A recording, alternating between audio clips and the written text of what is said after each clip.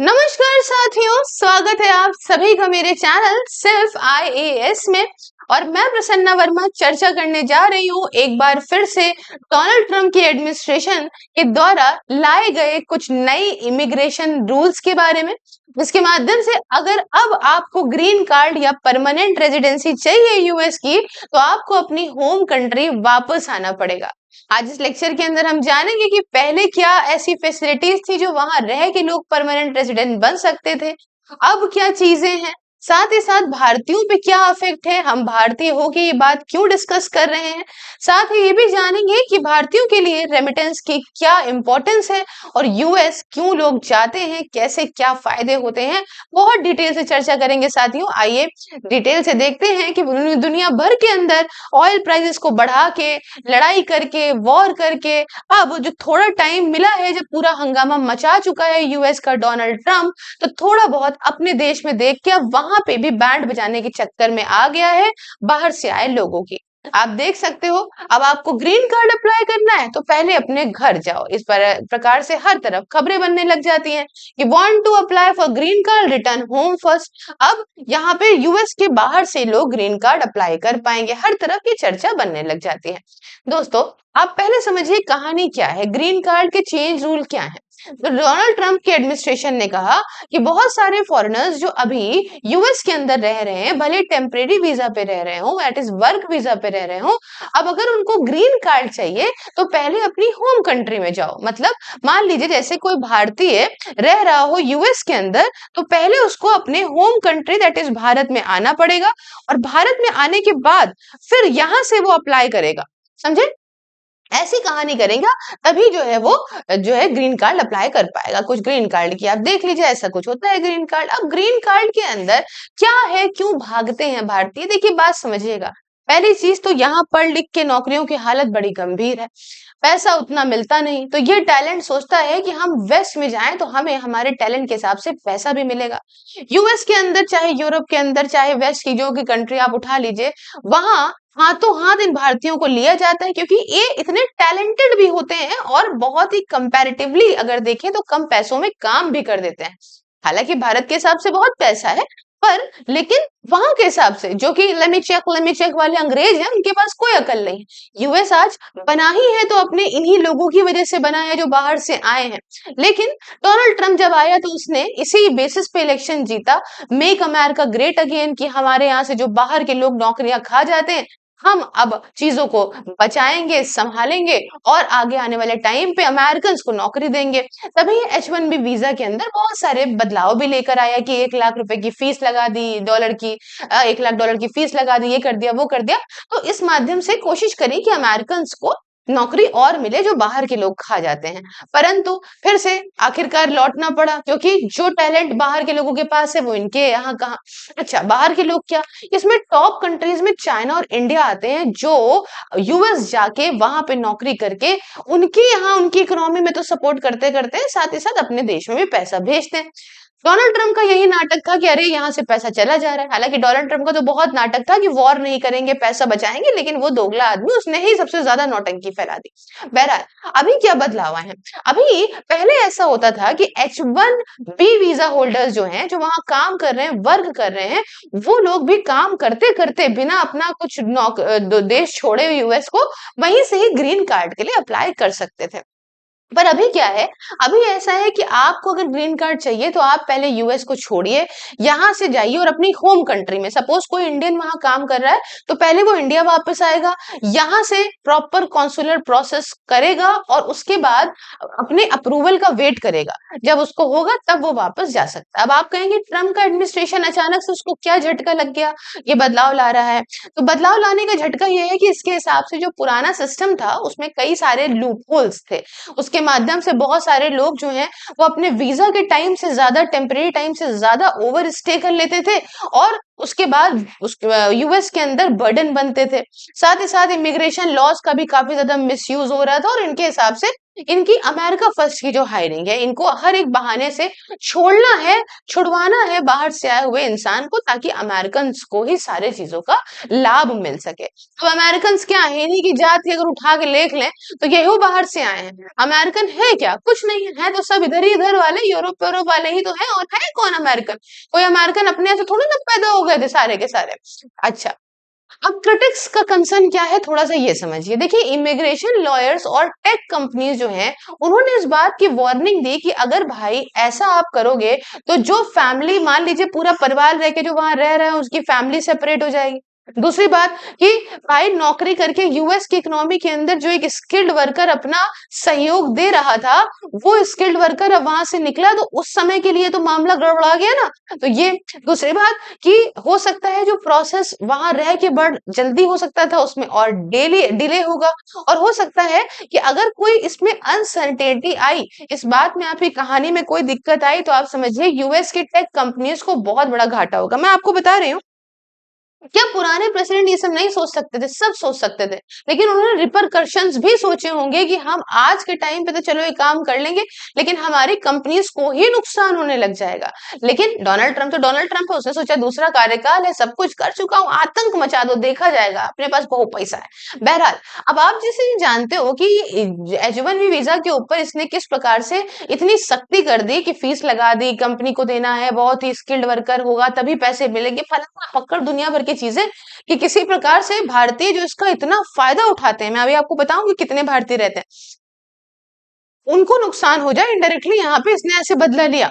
और देखने को भी मिला कि 2026 के कंपैरिजन में 2027 में करीब 38%, जी हाँ 38% का कमी देखने को मिल गई है इस H1B वीजा की एप्लीकेशंस में। आप देखिए ना, यहाँ पे करीब 3,44,000 रजिस्ट्रेशन थे, लेकिन 2027 के लिए देखा जा रहा है कि 2,12,000 है, करीब 38% का डिक्लाइन है। बहरहाल, क्या बदलाव है? ट्रम्प के एडमिनिस्ट्रेशन, क्योंकि भाई स्क्रूटनी बहुत ज्यादा बढ़ा दी है, कंप्लायंस रिक्वायरमेंट बढ़ा दी है, बल्क एप्लीकेशन को टारगेट भी करा है, फोकस कर दिया है अब हायर वेज एप्लीकेशन पे, और एंटी फ्रॉड स्क्रीनिंग कर दी है। तो बहुत सारी ऐसी चीजें करी है जिसकी वजह से आप देख सकते हो कि कमी देखने को मिल गई एप्लीकेशन। कहानी आती है कि ट्रम्प के ग्रीन कार्ड रूल में बदलाव लाने की वजह से आखिरकार भारतीयों को क्या नुकसान है? दोस्तों, नुकसान है भारतीयों को, यूं नुकसान है क्योंकि भारतीय सबसे ज्यादा बेनिफिट पाते हैं यूएस के H1B सिस्टम का। और 5 मिलियन से ज्यादा इंडियन ओरिजिन के लोग यूएस में रहते हैं, और करीब 7 लाख से ज्यादा लोग वहां की टेक कंपनीज में कंट्रीब्यूट करके उनको तो बढ़ाते बढ़ाते साथ में देश के अंदर भी रेमिटेंसेस को भेजते हैं। टॉप कंपनीज जिस पे डिपेंडेंट है, इंडियन कंपनीज जो भारतीयों पे डिपेंडेंट है H1B वीजा के लिए, आपको हेविली उसमें इन्फोसिस, टीसीएस, विप्रो वगैरह का जो है वो आता है। Just a second, okay, HCL tech तक वगैरह का नाम आता है, ठीक है। अच्छा, अब कहानी आती है कि भाई साहब, H1B वीजा की अगर ले ऑफ की बात करें तो भाई इसमें कहानी मतलब इसके आर्टिकल ये बनता है कि फाइंड वर्क इन 60 डेज और leave US, lay off put Indian techie in a pickle, इस तरीके की चीजें आने लग जाती है। मेटा, अमेजोन, ले ऑफ जो नौकरियों से निकाले जा रहे हैं, इससे भी भारतीय क्या है भाई, ये परेशान तो चल ही रहे हैं। Half of Indian professional US में जो है वो वापस आ जाएगा अगर उसे नौकरी नहीं मिलेगी। अच्छा, टॉप कंपनीज आज के टाइम पे समझिए क्या भयानक रिसेशन की हालत है, कुछ एआई ने लूट रखा है, कुछ रिसेशन मतलब नौकरियों की बैंड बजी पड़ी है, तभी ऐसे दो कौड़ी के लोग इधर उधर से उठ के आते हैं फॉरेन कंट्री से और देश के युवा को भटकाने लगते हैं। क्यों? क्योंकि वाकई वो अपना रिलेट करता है कि ना कि हमारे पास नौकरी नहीं है, कॉकरोच जनता पार्टी जैसे। अच्छा, लीडिंग कंपनी, क्योंकि भाई देश में इस चीज को सबसे ज्यादा अगर बीजेपी ध्यान दे देना कि हमारा युवा जो इतना पढ़ा लिखा समझदार है उसको नौकरी के लिए अगर ध्यान दे दे, लिटरली बिल्कुल परफेक्ट आप हो जाओगे, कोई दिक्कत नहीं होगी।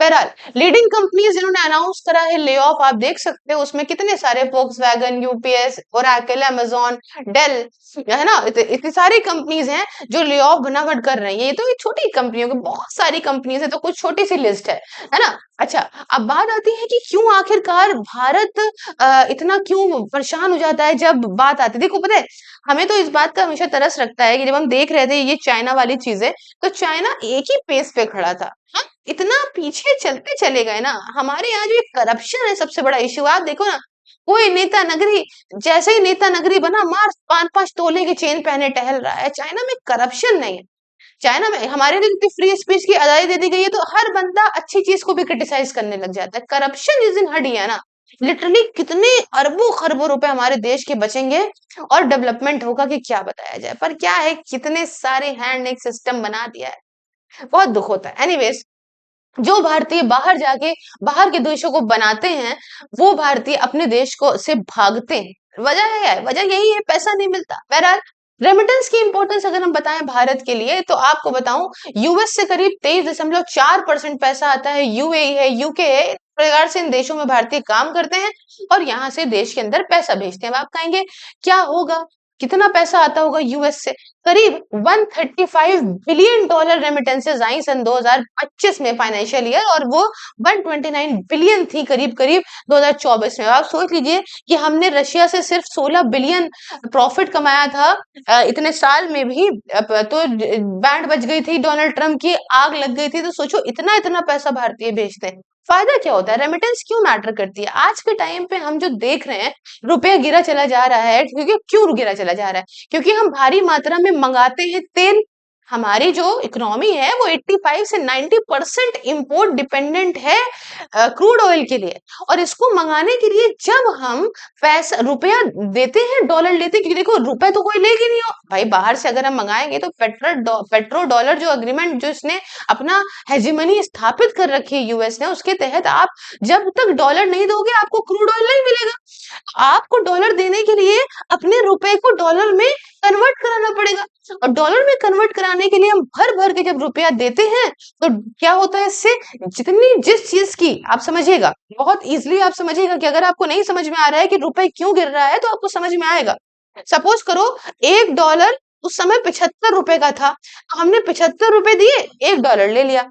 अब चूंकि मामला ऐसा है कि हमें 85 से करीब 90% क्रूड ऑयल पे हम डिपेंडेंट है, ठीक है, हमें बाहर से मंगाना है, हमारे यहाँ कोई तेल के कुएं है नहीं, तभी तो मोदी जी ने कहा ना तेल के कुएं नहीं है, आप थोड़ा सा इसको कंट्रोल करिए।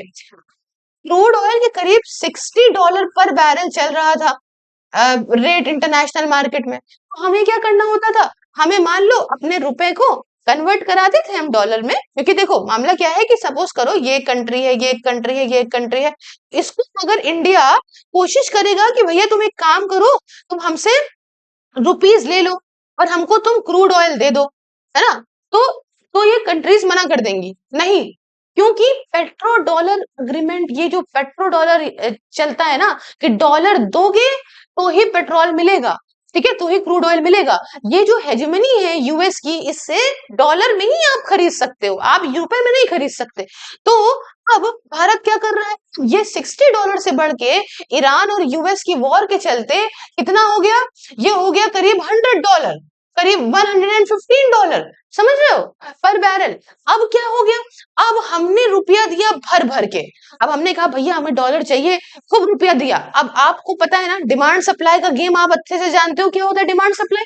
डिमांड सप्लाई क्या है कि भैया जब किसी चीज की सप्लाई बहुत ज्यादा है और डिमांड कम है, तो उसकी प्राइजेस कम हो जाएंगे, सिंपल सी बात है ना। अब क्या हुआ कि भाई रुपया रुपया दे दे कि हमने मार्केट में खूब रुपया डाल दिया और डॉलर खरीदने के लिए, तो अब क्या है कि रुपया तो भर भर के आ गया, क्योंकि हमें भर भर के क्यों करा, क्योंकि हम भैया इतना तेल मंगवाते हैं, तो हमारी मजबूरी है कि हमें कन्वर्ट कराना है। जितना ज्यादा रुपया हम देते रहेंगे, उतना ज्यादा रुपया बढ़ता रहेगा, वहां पे उसकी सप्लाई बढ़ती रहेगी और डिमांड है कम, इसलिए रुपया और कमजोर होता जा रहा है। अब हमारा जो डबल इफेक्ट पड़ रहा है, कैसे पड़ रहा है, एक तो हमारा रुपये जो है वो गिरता चला जा रहा है, बना बन कैसे गिर रहा है, क्योंकि एक तो भाई हमने खूब रुपया दिया, हमने डॉलर लिया वहां से, हाँ, तो हम बार बार ये चीज कर रहे हैं, और ये जो पेट्रोल की कीमतें हैं क्रूड ऑयल की, ये बढ़ती चली जा रही है, तो हम ज्यादा से ज्यादा, भाई अभी 65 बैरल था तो हमने कुछ ही दिया, कुछ ही पैसे दिए और $65 लिए, लेकिन जब हम $115, तो हम लगभग लगभग डबल, तो और ज्यादा हमारा रुपये जो है वो जा रहे हैं, और जो है डॉलर हम खरीद रहे हैं और कस्ट रेट में आ रहे हैं। वो जो बढ़ा वो तो बड़ा अब 96 97 वो तो पहुंच गया $1 के बदले, लेकिन देखो हर तरफ से इफेक्ट पड़ रहा है, ये कहाँ 75 था, अब ये बढ़ा 96 97, तो जब जितना जितना बढ़ेगा उतना ज्यादा और पैसा देना पड़ेगा, और पैसा देके और डॉलर लेना पड़ेगा, प्लस यहाँ के भी रेट डबल हो रहे हैं, तो एक तरीके से और डबल ट्रिपल पैसे देना पड़ेगा। और इसमें एक और इफेक्ट लगता है, वो ये कि भाई 96 97 जैसे ही पहुंचता है ना, तो समझ लो कि जो इन्वेस्टर होता है उसकी भी धक धक होने लगती है, उसको भी धक धक होने लगता है कि भाई ये तो मेरा पैसा बर्बाद हो रहा है। तो वो भी क्या करता है ना, वो सोचता है जो FIIs है, फॉरेन इन्वेस्टर, जिसको आज इंडिया के अंदर कुछ दिख रहा था कि हाँ चलो हमको यहाँ पे 6% 7% का रिटर्न मिल रहा है, सपोज करो जितना भी मिल रहा, ठीक है। तो अब उसने देखा कि भैया रुपया तो टूट रहा है, वो अपना पैसा निकाल निकाल के भागने लगा। तो जब डॉलर यहाँ से और भागने लगा तो हम और कमजोर पड़ने लग गए। समझ रहे हो आप बात को? तो हर तरीके से इफेक्ट पड़ रहा है। प्लस एक और इफेक्ट पड़ रहा है, वो क्या, जब रुपया 100 रुपए के आसपास पहुंच रहा है $1 के, तो ये भी मानसिक बहुत इफेक्ट पड़ रहा है। ये भी एक बहुत बड़ा इफेक्ट पड़ रहा है कि साइकोलॉजिकली आदमी घबराया जा रहा है, भाई 100 रुपए क्रॉस कर जाएगा। आपको मैं बता दूं, 100 रुपए तो जाएगा जाएगा, लेकिन जिस दिन 100 रुपए क्रॉस करेगा ना, उस दिन आप समझना कि घबराहट के मारे कहो 103 105 रुपए पहुंच जाए, पैनिक के मारे पहुंच जाए, कुछ भी हो सकता है। तो ये पैनिक इफेक्ट भी इस पे लग रहा है। तो इस पे 3 4 तरह के इफेक्ट लगे चले जा रहे हैं, लगे चले जा रहे हैं। अब भाई RBI भी क्या करे?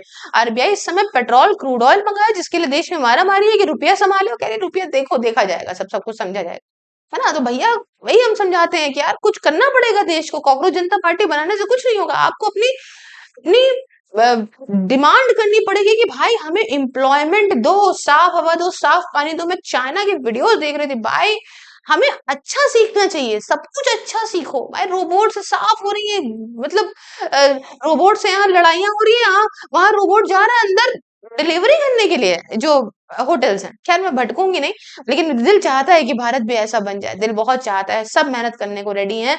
जितने क्रिटिसाइज कर रहे हैं करने दीजिए, लेकिन आप अगर एक अच्छे स्वच्छता की तरफ बढ़ेंगे ना, मेरा तो यही हमेशा कहना है कि भाई एक बार को लगा दो, कायदे से टैक्स लगाओ, जहां गंदगी मचाए टैक्स लगाओ सरकार का, पैसा भी बढ़ेगा और आदमी फिर डरेगा। जहां पैसा, दुबई में क्या है, पैसा खर्चा करो। जहां आपने अपने आप को इतना मजबूत बनाया ना, आपने इतना खुद को सॉफ्ट बना दिया है, जो भी आता है डस्टबिन की तरह कूड़ा पलट देता है। नेपाल जैसा देश पलटे दे रहा है, बांग्लादेश जैसे देश, मतलब इनकी क्या है, इनकी कुछ कहीं स्टैंड नहीं कर पाएंगे, पलटे दे रहे हैं। वो 50 लाख की आबादी वाला देश जो अपने आप को बताता है बहुत बड़ा, हम प्रेस फ्री है, ये है वो है, तो इसी वजह से तो बोल के चले जाते हैं ना, कुछ भी बोल देते हैं। किसी और को, चाइना को बोल के देखें, चाइना क्या क्या फ्री है, लेकिन बोल के देखें, हिम्मत है।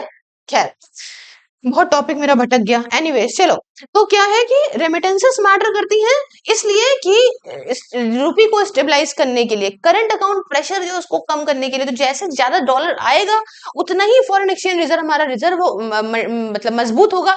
आज आप समझिए 700 क्रॉस हम कर गए थे बिलियन डॉलर्स में, कुछ 680 90 बचा है, तो आप समझिए कितना वाइप आउट हो रहा है, 30 38 38 40 40 बिलियन डॉलर्स वाइप आउट हो रहे हैं। तभी तो प्रधानमंत्री को खुद आना पड़ा ना, कहना पड़ा कि भैया इतना मत करो खर्चा। तो आप समझो इम्पैक्ट इंडिया की IT सेक्टर में प्रेशर पड़ेगा, शॉर्ट टर्म अनसर्टेनिटी देखने को मिल सकती है, इसकी वजह से रुपए रिस्क और गिर सकता है, क्योंकि जब वहां के लोग यहाँ आएंगे पैसा और कम आने लगेगा, कम आएगा तो इश्यू आएगा आएगा। बाकी आप भी क्या रहे हैं कमेंट में बताइएगा दोस्तों, चैनल को सब्सक्राइब करिए, QR को स्कैन कर सकते हैं आप, ज्वाइन कर सकते हैं, मतलब डोनेट कर सकते हैं मेरे छोटे से चैनल को। बाकी 99 रुपीज पर मंथ में आप जाड़ा गर्मी हो या बरसात किसी भी एग्जाम की तैयारी डिसिप्लिन तरीके से कर सकते हैं। इसके रिगार्डिंग हम उससे बात करिए 9919785532 व्हाट्सएप एंड टेलीग्राम पे दोस्तों। इस नंबर पे बात करके अगर आप अपनी किसी भी SIP इन्वेस्टमेंट या इंश्योरेंस को कराते हैं और मेरा कोड सिर्फ आइज बताते हैं, तो आपको मिलेगा 20% तक का डिस्काउंट। साथियों सभी सोशल मीडिया के लिंक इंक्लूडिंग व्हाट्सएप डिस्क्रिप्शन में, हर जगह अपनी बहन को फॉलो करिए और ज्वाइन करिए मेंबरशिप को फॉर एंजॉइंग पर्क्स। मिलती हूँ नेक्स्ट वीडियो में किसी नए और इंटरेस्टिंग टॉपिक के साथ दोस्तों, तब तक के लिए जय हिंद, जय भारत।